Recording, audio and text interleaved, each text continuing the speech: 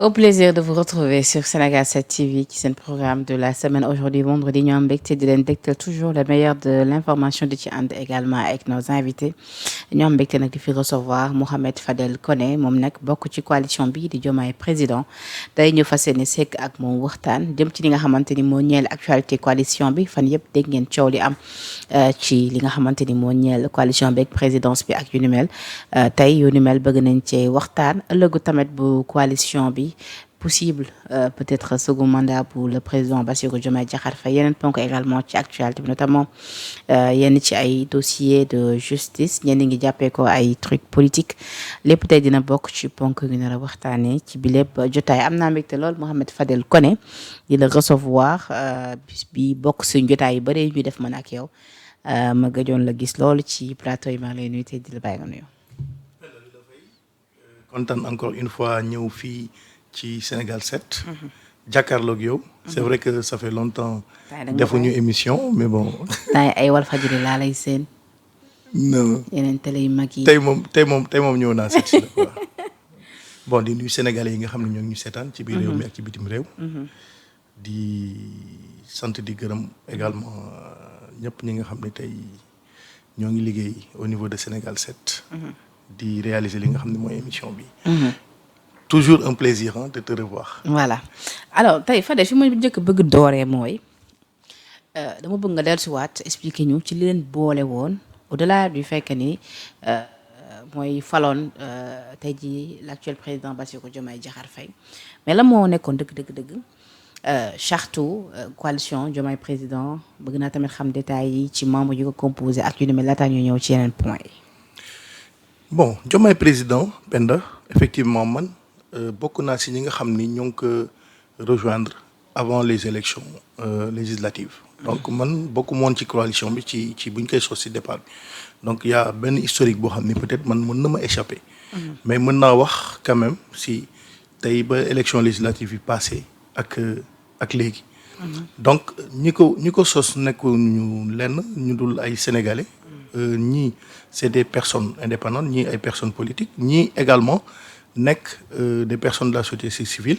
wala ñu mel na ñun ñoo xam ni nous étions également des anciens candidats loolu je pense que waruñu ko fàtte ay candidats du ñu woon ci élection présidentielle yi nga xam ni génnoon nañ ci donc ñun ñoo composé li nga xam ni moom mooy coalition bi. voilà. d'accord bi ngeen ko composé. maa ngi lay rappeler léegi nii seen bëgg-bëgg du woon képp fal ki nga xamante ni moo di le président Bassirou Diomaye Faye xëy na loolu étape la ci woon. mais ñenn ñu bëri au départ dañoo jàppoon peut-être lenn rek moo leen tax a jug mooy fal le président Bassirou Diomaye Faye ba ñu xoolee yëf yi tey fu mu yegg si dafa mel ni yéen ba ngeen koy teg amoon ngeen peut-être yeneen ambition au-delà même de la présidence. waaw effectivement xam nga coalition bi man je pense que je vais même aller au-delà de li ngay wax nii. mais damay wax ni. li ko taxoon jot je pense que le président Bassirou Diomaye Diakhar Faye wax na ko. nee na moom objectif am moo doon mu fal le président Ousmane Sonko. donc lu ñu mën a wax coow li lépp Ousmane Sonko la parce que moo nekk à la base tey président Bassirou Diomaye Diakhar Faye su fekkee toog na tey ci présidence de la République c'est grâce au président Ousmane Sonko président du parti PASTEF. donc PASTEF entité bu importante la. ci li nga xam ne mooy coalition boobu d'ailleurs il y a des membres de PASTEF yoo xam ni nekkuñ ci coalition bi. mais dama dégg Mbougar Diouf wax le contraire. Mbougar Diouf bi nga bokkaloon coalition bi. ngeen génne ko ci Mbougar nee na tey daanaka yéen lépp yéen ko defaloon seen bopp ba ci parrainage beeg yëpp ñoom coalition Diomaye rawatina moom en personne ñoo ci doon yëngatu donc PASTEF peut-être à la dernière minute la ñëw bu ñu ñëwee sax dafa fekk ngeen réunir déjà seen fonds ñëw ni leen ñun am nañ temps suñu li ñu am mu ngi nii comme pour dire que ni dépendre na leen woon dès le départ ci ñoom.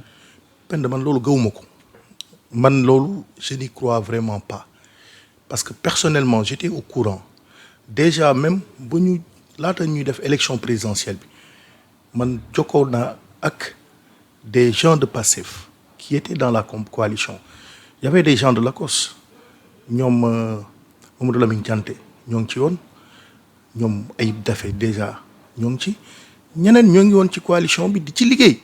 donc Bougar ci waxee loolu je pense que loolu méngoowul ak li nga xam ne moom moo am coalition bi PASTEF était bien ancré dans cette coalition dès le début loolu il faut que ñu xam ko. ah oui bien sûr parce que ñu bëri tey.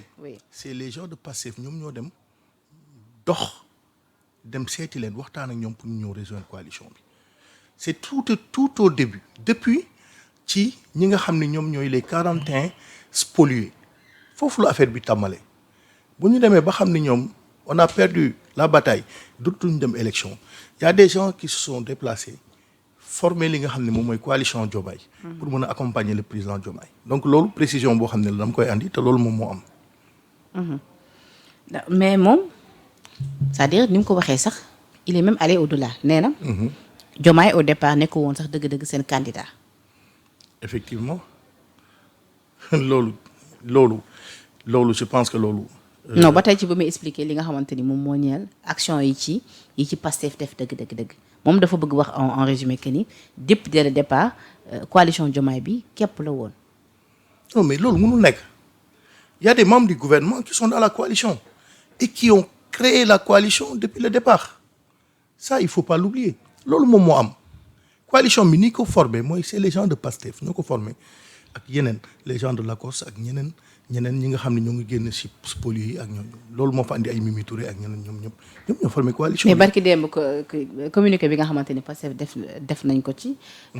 bon maa ngi ñëwaat léegi ci coowal Aïda Mbodj ak Mimi Touré mais communiqué bi ñu def tamit boo koy lire tamit dañ ci sous-entendre kan mu ngi nii tuuti tegal ma ko ñoom fii ci communiqué bi ñi ngi rappeler li nga xamante ni moom mooy dëgg-dëgg coalition bi. ba tax wax li nga xamante ni moo di apte beneen coalition bi nga xamante ni bëggoon nañ ko teg maa ngi ciy ñëw léegi. comme pour dire tamit que ni ñoom fu mu nekk nii maanaam l'affaire coalition Diomaye moom c'est du passé. non coalition Diomaye effectivement xam nga c'était une coalition pour fal le président Bassirou Diomaye Diakhar Faye et puis même au cours du temps après les élections législatives je pense que comme ni ko président waxee interpellé na.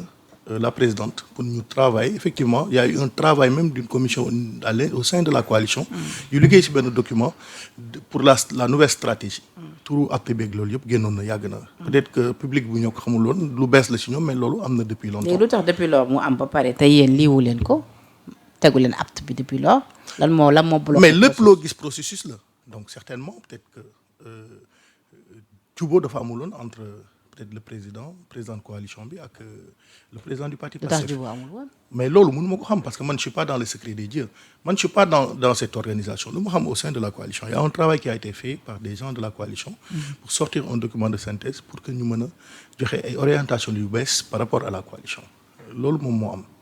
d'accord mais Fadel léegi ci diggante bi coow li am avant coow li sax daaw nañ dégg ñenn ñu bëri doon kaas nañ di dàq ci groupe bi soo waxee dara ci Ousmane Sonko ñu génne la ci groupe bi Mbougar Diouf loolu la déploré woon ni looloo tax ñu génnee ko ci groupe bi Aïda Mbodj looloo tax mu génne ko ci groupe bi yéen des fois dina am dégg yéen audio yu jógee ci coalition Diomaye yoo xamante ne day fuité ci toile bi ak yu ni mel tey si wàllum li nga xamante ni moo di kii jiite présidence su coalition bi Ousmane Sonko mu defee meeting am mu affirmé ouvertement que ni présidence bi kenn du ko téye ku dul ki nga xamante ni moom moo di Aïda Mbodj après ñu gis beneen communiqué bu jógee ci coalition Diomaye bu nga xamante ni sax boo koy lii da ngay comprendre ni moom depuis le 15 septembre xamoon na ni ki day quitté li nga xamante ni moo di présidence su coalition ñu jox ko Mimi Touré lan moo nekk dëgg-dëgg problème bi ba ñu war a def choix ci li nga xamante ni moom moo di Mimi Touré ak Aïda Mbodj ba tax tey gi ñenn ñi jàpp ni sax loolu mooy source problème mu entre Diomaye ak Ousmane Sonko. mais xam nga il faut comprendre une chose dafa am ñoo xam ni dañoo jóg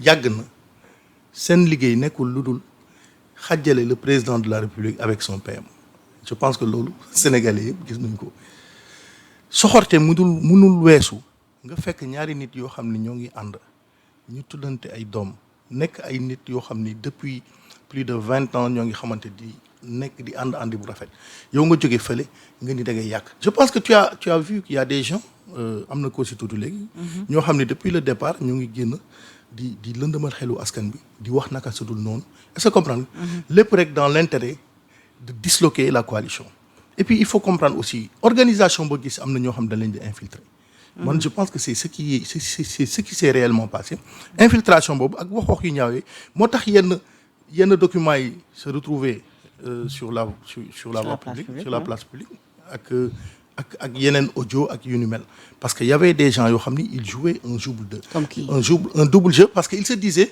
que way coalition bi Pastef moo ko yor fii pour nga am poste je pense que loolu yàgg nga ko dégg on est en train de mettre en place un état pastefien ainsi de suite mais Pastef. donc on tamit disait que pour nga am poste il faut nga. tey président de la république su tegoo fii c'est grâce à Pastef tey su doon Pastef kan moo koy xam kenn du ko xam ba muy nekk président de la république loolu il faut pas l'oublier affaire bi Pastef la affaire bi du leneen est-ce que comprendre te ñeneen ñi fiy nekk di wax yëpp ñoom du ñu wàlli yaani si sama genre yi moo tax man wax du ma wax loo xam ne tey day xaajale ñun lu ñu war a ñaan ak lu ñu war a liggéey c'est pour que Sénégal am paix ak stabilité il faut que ñu am cohésion entre le PM et le PR ñoom ñaar démb la woon te man gëm naa ni incha allah cohésion boobu dina am parce que y a des gens qui travaillent pour ça y a des gens yuy jóg di ci wax bu rafet parce que loolu mooy yoon aujourd'hui les Sénégalais ont assez souffert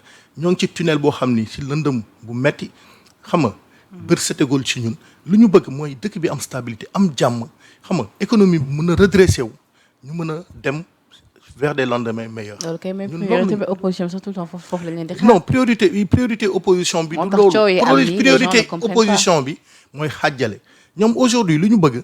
mooy écarter Ousmane Sonko.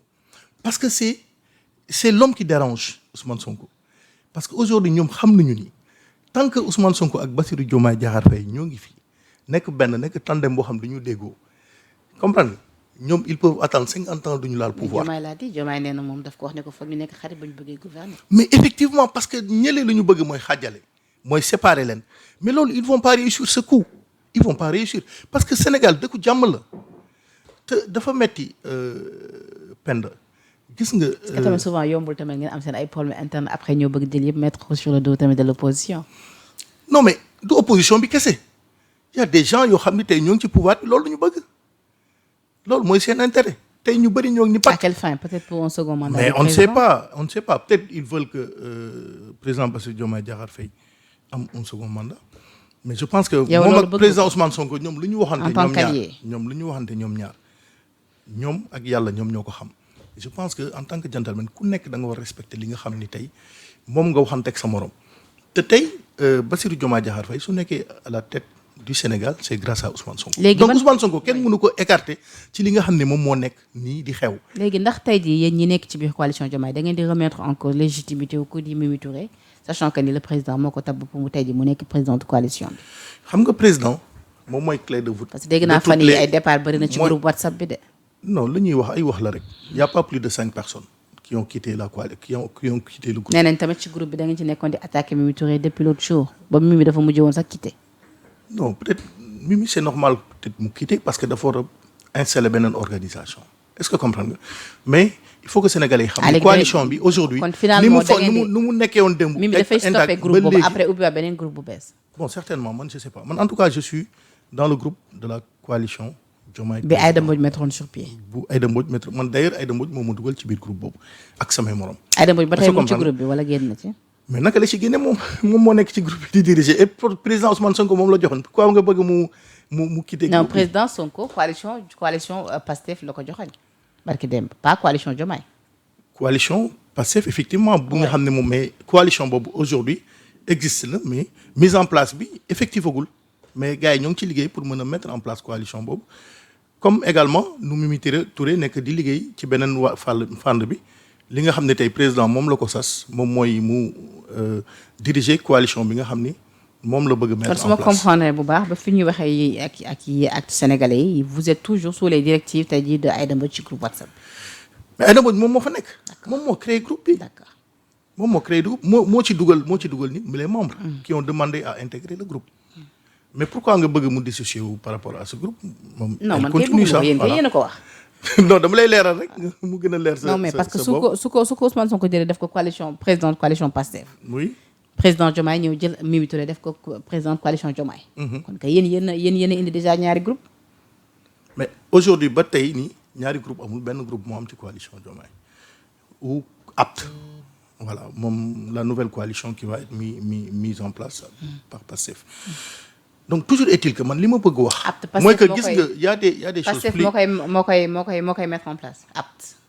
mais apte c'est une coalition c'est une alliance patriotique. dans ce cas-là kon coalition Diomaye dañ koy dissoudre ci biir apte. mais duñ koy je sais pas coalition Diomaye su fekkee. parce que président su fekkee le président dafa bëgg mettre en place. il tient tey jii à sa coalition mais il a le droit su ko neexee mu defar coalition mais ñun loolu gënul ñun lu ñu bëgg mooy que ñun lu ñu gëm ak lu ñu xam Sonko mooy Diomaye mooy Sonko c'est ce qu'ils nous ont vendu je pense que dissociation boobu warul am. mais vous êtes aussi aujourd'hui war nañu mën a toog l'autre coalition comme ni ko ñeneen ñi defee tout récemment gis nañ les Mary Teuw Niane et autres yëpp dem rallier la coalition Pastef. mais loolu ñoom seen vision politique la seen engagement la ñun aussi on a notre vision on est président de mouvement am nañ suñu mouvement am nañ suñu ay nit.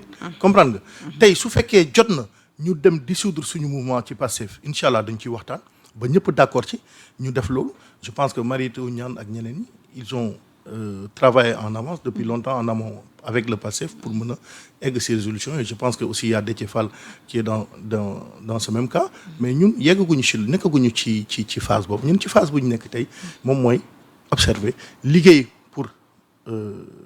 pour la coalition du Pastef parce que tey su fekkee lii yëpp am na Pastef moo tax mu am doole locomotive bi nga xam ne tey moom mooy doxal Sénégal c'est le Pastef. Fadel ni ma la déggee nii yow bu ñaari camp amoon muy la coalition Diomaye ak beneen camp bi comme nii nekk di am nii si bu fekkee choix dafa am gëm naa ne yow ci coalition Pastef ngay dem. mais c'est clair parce que man aujourd'hui su ma nekkee ci coalition c'est grâce à Pastef et je défends le Pastef qu'est-ce que tu veux que je te dise man ci Pastef laa bokk Pastef laa nekk di défendre depuis le début. ba ma duggee tey aujourd'hui même depuis damay wax sax depuis avant les élections présidentielles. mais lu tax boobu ba tey demago officiellement comme ni ko ñeneen mais demaguma officiellement mais suñ ci yeggee daañu ko def. incha allah d'accord mais li may wax rek mooy que ñun duñu gëm projet Pastef parce que on se retrouve dans ce projet nous sommes des acteurs du civisme et de la citoyenneté.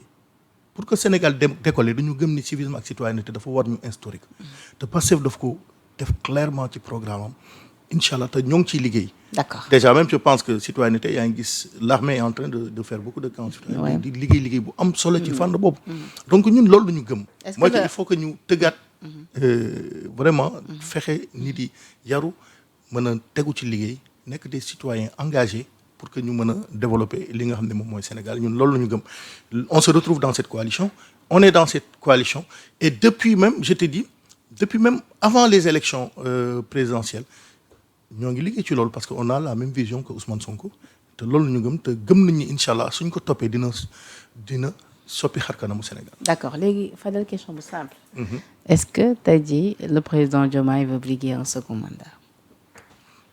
mais Penda loolu soo ma posé question boobu da nga may ma delloo la question boobu. mais yéen a ngi ci biir yéen a ngi dégg ce qui se trame. mais man je suis pas un ami du président Diomaye je le fréquente pas. mais dégg naa ni que tey jii am nga benn proximité bi ak Mimi Touré te guddi ñu toll nii moom nee nañ Mimi mooy Diomaye bon c'est ce que les gens disent. waaw mais Mimi suñu on a travaillé dans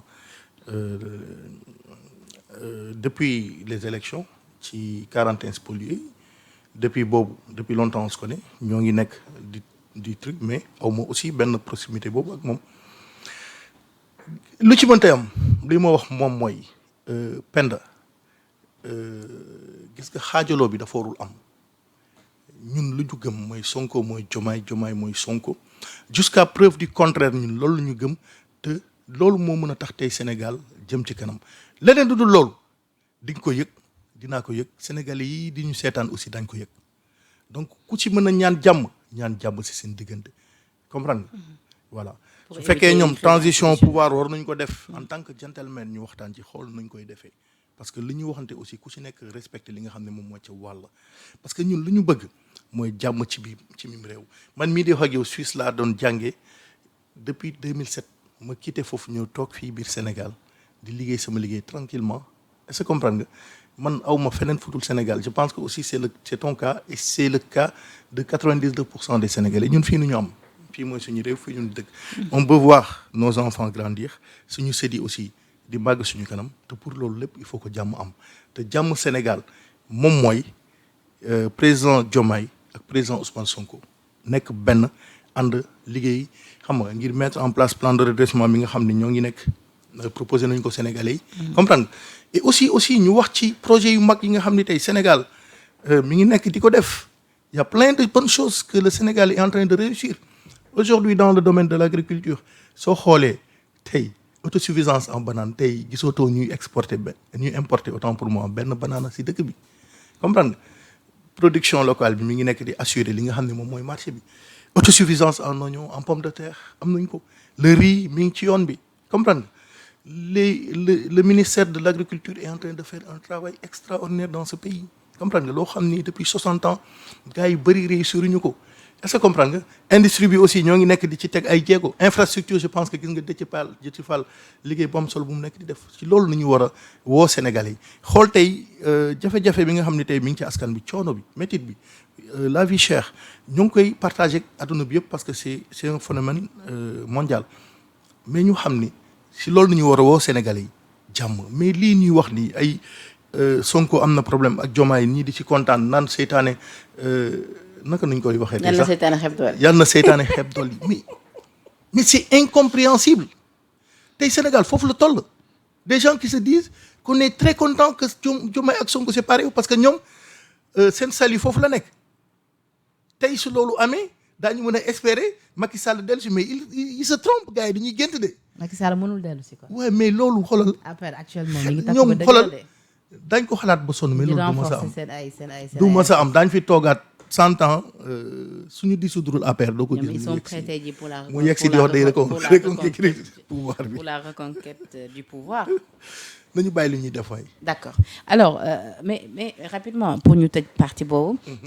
démb gis nañ tamit poste bi nga xamante ni chef de cabinet wu Diomaye def na ko après ñu gis poste bi nga xam SMS def na ko ñu Serigne Mbacké Sy le chargé des affaires religieuses bu Assemblée nationale ñoom ñëpp à un moment donné ñu def les Djibi Gueye Ndiaye ñu def nañu ay poste naan ay alhamdulilah wane ay photo Sonko Diomaye comme peut-être pour dire que ni coow li amoon finalement réglé nañ lépp léegi lépp delluwaat na à la normale. loolu ci mën a baaxee ci xibaar. ci médiation loolu médiation boobu loolu moo am. te sénégalais bu nekk loolu la war a ñaan sénégalais bu nekk ci loolu la war a dox. comprendre nga tey li mu la doon wax coalition bi tey su fa ay nit génnee coalition Diomaye ëpp ñu 5 personnes à la date d'aujourd'hui donc il faudrait que gars yi bàyyi coow li amul sens. jàmm Sénégal aujourd'hui ci tandem bi foofu la nekk ñu ànd liggéey pour réew mi. moom mooy joxe stabilité dëkk bi moom mooy tax aussi investisseurs yi ñeme ñëw liggéey investir seen xaalis Sénégal pour que ñu mën a transformer dëkk bi rapidement parce que bu ñu fàtte ni quasiment 2 ans yëpp on a fait des choses excellentes pour changer ce pays mais war na gën a mën a ñoŋ. mais est-ce vrai que au moins oui. pour qu'au moins en 2029 pouvoir bi toujours Pastef mën ko conserver. est-ce que c'est vrai que ni en réalité dëgg-dëgg problème bi mooy Sonko va se présenter en 2029 Diomaye aussi tamit va se présenter en 2029 parce que am na ñu jàppante yi su fekkoon Sonko dafa wax Diomaye ni ko nekkatuma candidat peut-être problème bi doon na jeex. mais Sonko Diomaye lan la wax dafa ni Sonko lorñeel fauteuil bi man dama la ko yéene dama bëgg nga toog ci fauteuil bi. kon ñun jàpp nañ ni man de nu may xalaatee ci loolu mooy que. Diomaye lu mu bëgg mooy que en 2029 Sonko mën a nekk le président de la République du Sénégal comme moom nu mu ko bëggee woon bu muy taxaw ci meetingu Kër Massar bi di ko wax naan ko ñun kii nañu bëgg kii nañu xam kii nañu bëgg mu yor Sénégal en 2024. te yàlla moom la joxoñ mais aussi je pense que war na mën a delloo njukkal war na mën a delloo njukkal c'est vrai que nguur neex na mais pour ñun war na mën a delloo njukkal président Ousmane Sonko bàyyi ko li nga xam ni 2029 mu mën a jiite réew mi. d'accord alors Fadel ci beneen wàll gi keroog noo gisee mobilisation bi nga xamante ni le président du parti Pastef amal na ko foofee ca terrain aux alentours quand même du stade Léopold Sédar Senghor. mais man moom bokk naa si ñu fa teew ànd ak samay nit toog comprendre nga déglu bu baax président Ousmane Sonko mais bettul kenn c'est la suite logique des choses parce que tey. lépp lu mu waxoon Sénégalais yi démb tey dañuy dox jamono di dox. en plus yéen coalition Diomaye affaire de parparloo yi ngeen def tamit Fadel parce que bi docteur Abdourahmane Diouf wootee ci célébration parti awalem bi bëri na ñu nekk ci biir coalition Diomaye xam dama yow est-ce que demoon nga je sais pas te pourtant bi le président du parti Pastef wooyee muy seen allié ñëpp da ngeen dem. fëx dem mais Penda ñun si loo ñu boole ñu dem jàppale la fekk ci soo nekkee suñu allié suñu collègue nga nekk ak ñun tey ñu nekk ay collègue nga yëgal ma li ngay def.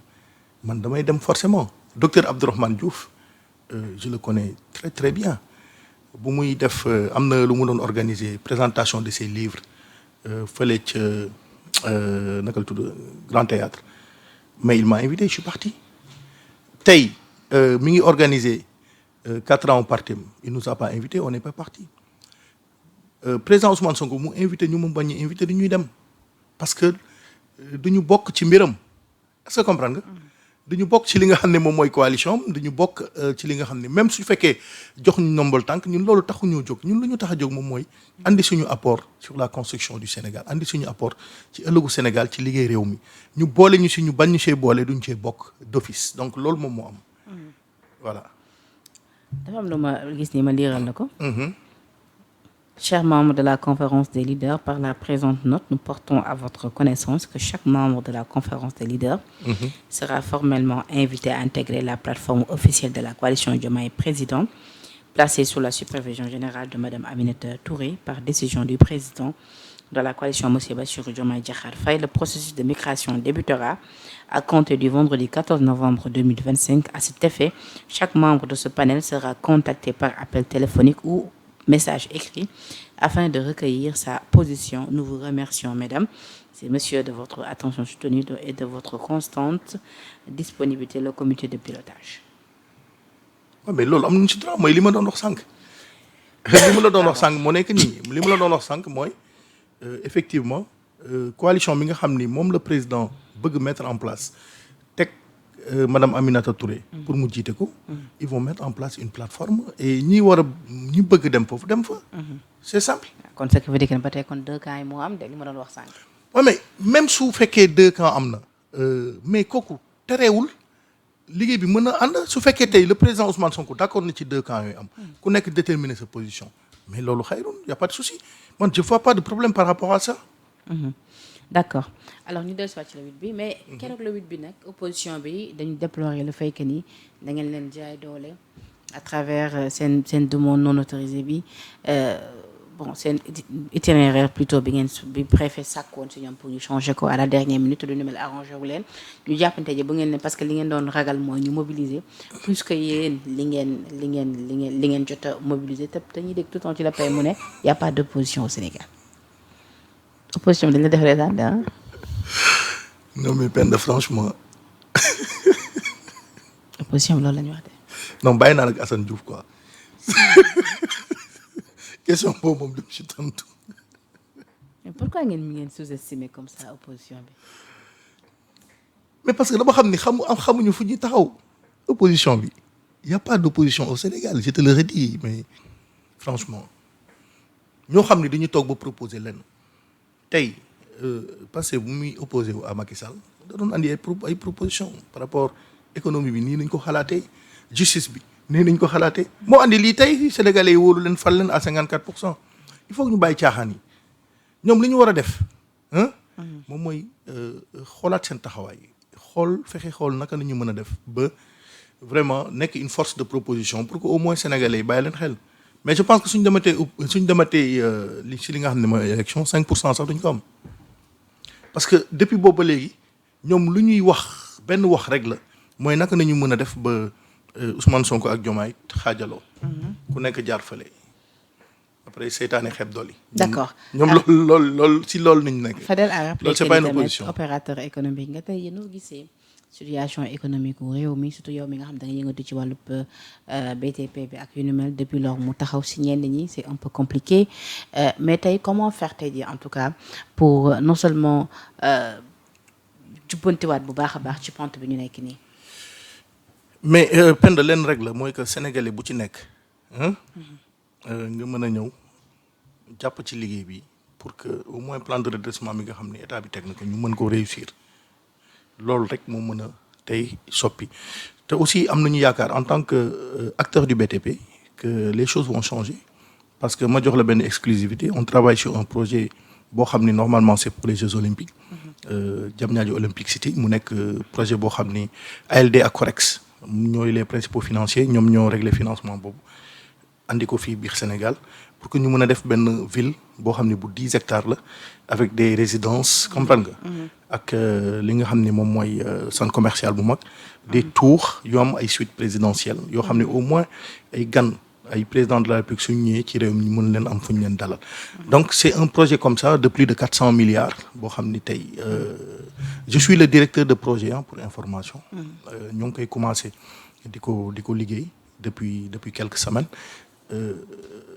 Exemple la rek tey ci projet yi nga xam ni état bi lancé na ko très rapidement je pense qu'en 2026 di nga gis beneen Sénégal te gis nga balaa muy neex il faut que mu metti effectivement nous on a souffert mais comme ni mu ko waxee sànq c'est pas un problème boo xam ni problème mu Sénégal kese la problème mu adduna bi moo am problème difficulté yi ci adduna bi yëpp la tey soo amee mbokk bu nekk à l'étranger soo ko laajee la personne te dira la même chose donc tey yaakaar naa ni ñoo ngi ci catu tunnel bi te incha allah demain fera jour te dina gën a neex man loolu laa gëm léegi lenn rek moo mën a am mooy que jàmm mën a am ci réew mi naka mooy président Diomaye ak président Ousmane Sonko nekk benn ñu xam ni Sonko mooy Diomaye mooy Sonko investisseurs yi ñeme ñëw financer waat les autres projets pour que investisseurs yi ñeme parce que opposition bi li ñuy wax tout le temps mooy investisseurs yi mënuñu ñeme de suite aux déclarations yi nga xamante ni le PM defoon na ko wax ni dëkk bi mu ngi ci quatrième sous-sol état en rue lañu trouvé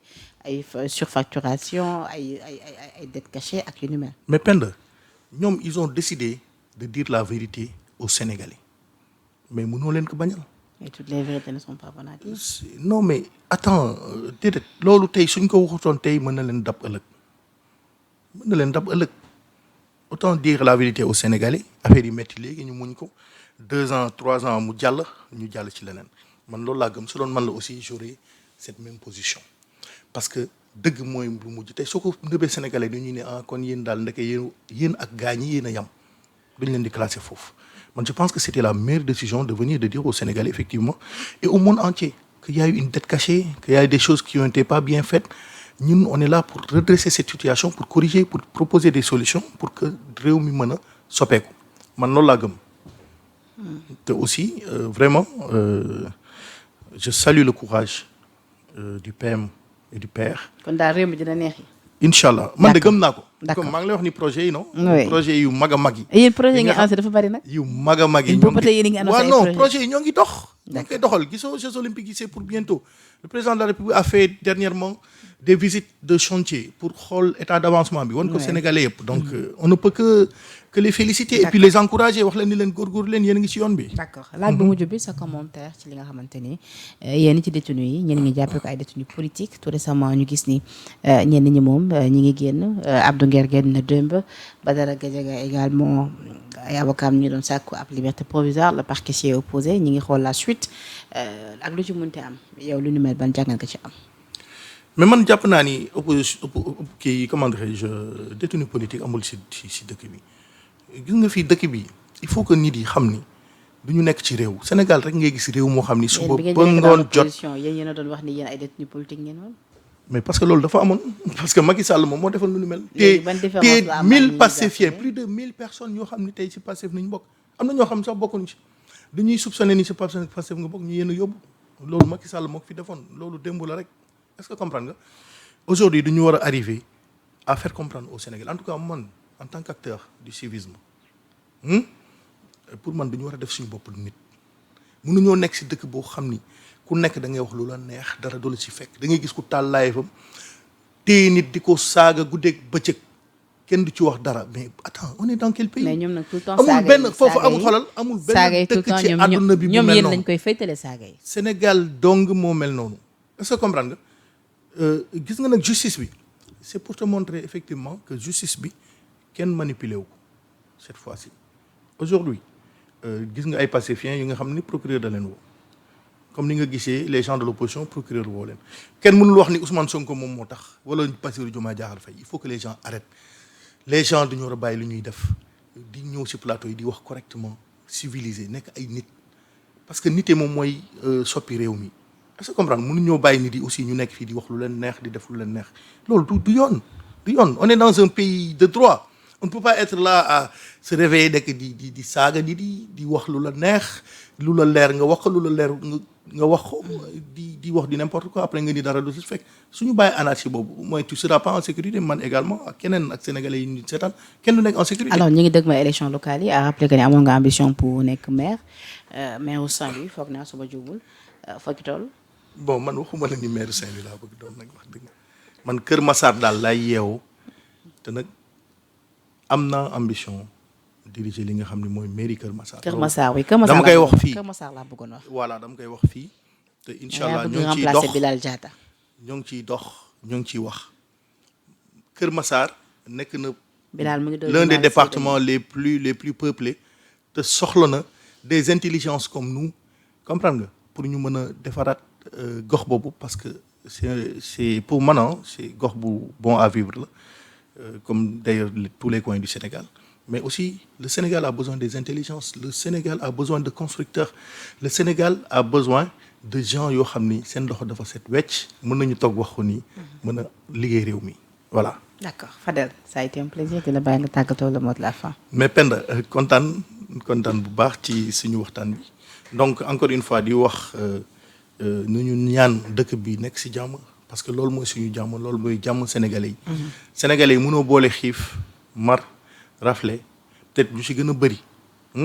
ba pare ak insécurité wala ñàkk jàmm te jàmmu Sénégal mooy Sonko mooy Diomaye mooy Sonko loolu nañu xam nañu ànd nekk benn comprendre nga ndax stabilité am ci dëkk bi jàmm am ci dëkk bi loolu laay woo sénégalais yëpp di ci woo sama mbokk opposants yi nga xam ne ils attendront peut-être 2100 incha allah pour espérer venir au pouvoir donc di nuyu sénégalais yëpp ñi nga xam ne ñoo ngi doon seetaan fii biir Sénégal ak ci bitim réew di leen ñaanal ñu yendu ci jàmm. Alors c'était à l'instant votre émission du jour avec comme invité Mouhamed Fadel Koné membre de la coalition Diomaye président indi ay leeral ci li nga xamante ni moom moo di problème yu Diomaye président interne yu Diomaye coalition Diomaye président ak tamit li nga xamante ni moom loolu mooy ay attentes yi muy xaar en tout cas ci ñaari leaders yi waxtaan nañ tamit ci wàllu économie ak li nga xamante ni moom moo di ay bëgg-bëggam moom personnellement ci li nga xamante ni moom mooy élection locale yi ñu dëgmal donc di la remercier waat ci wuy si bi nga wuy si suñu invitation bu baax a baax Mouhamed Fadel Koné di remercier également la régie tuuti moo nekkoon ci machine bi di remercier également yéen ñi safoo programme yu Sénégal 7 TV di leen jox dig dëgg keneen i plateau jërë ngeen jëf